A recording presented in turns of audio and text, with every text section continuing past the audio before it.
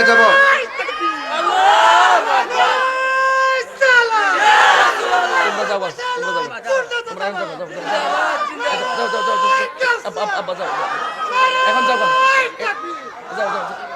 এটা পরিষ্কার করো, যাও। মারহাবা জোরে কোন।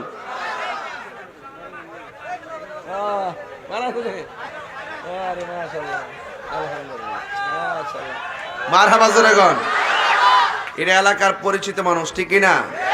আপনারা ভাইরাল করলে কাম হইতো না। আমি জানছি কি রে, আপনার মুখ দিয়ে স্লোগান আইতো না। এই লোকটা যে এই বয়সে স্লোগান মারছে, এই বয়স যদি আপনারও, আপনি লাড়ি লিয়ে আসবেন। কথা কোন, ঠিক না বেটি?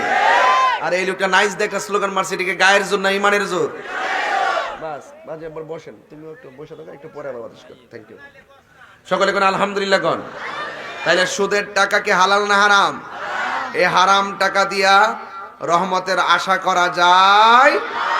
কেন হারাম খাবো না? এই জন্য হারাম খাবো না, কারণ হারাম খাইলে আল্লাহর কাছে জবাব দিতে হবে, ঠিক কিনা বলেন?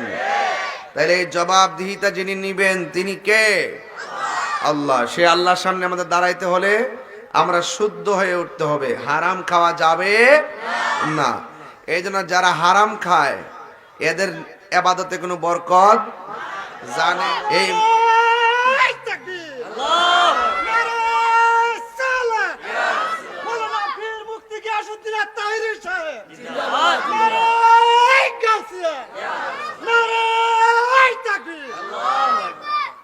মারহাবা জোরে কোন।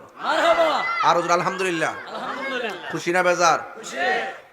তাহলে ইনশাল্লাহ আমরা যা শুনছি তা আমল করবো তো ইনশাল্লাহ। বাহ, চমৎকার।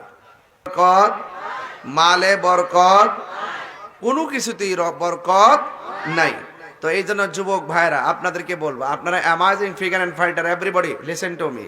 আপনারা আমার দিকে একটু শোনেন। আমি শুধু এটা বলতে চাই, যুবক যদি ইচ্ছা করে সংসারটারে সুন্দর করে সাজাইতে পারে। কথা কোন, ঠিক কিনা? আমি যখন দেখি অনেক মুরব্বীরা রিক্সা চালায়, আমার খুব কষ্ট হয়। মনে মনে ভাবি তার সন্তান আছে কিনা। যদি সন্তান না থাকে, যাক, কিছু করার নাই। কিন্তু সন্তান থাকা অবস্থায় বাপটা যদি পেট্রোল চালায়, রিক্সা চালায়, এর চাইতে দুঃখজনক আর হতে পারে।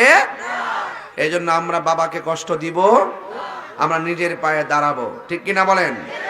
মানুষ মানজাদ্দা ওয়াজাদা, যে চেষ্টা করে সে পায়, যে চেষ্টা করে না সে পায় না।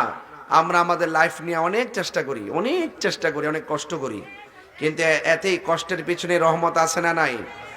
আছে। একটু জবানটা খুলে কোন, আমাদের আসল ঘরের নাম কি বিল্ডিং না কবর? আরো জোরে, বিল্ডিং না কবর? আমার বিষয় দিছে কবরের আযাব।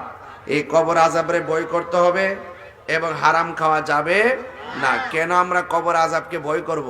কারণ কবর আযাবের পর আমরা কবর থেকে হাসরের মাঠে উঠে যাব। আল্লাহ বলছেন, ওয়াত্তাকু ইয়াওমাল লা তাজজি নাফসুন আন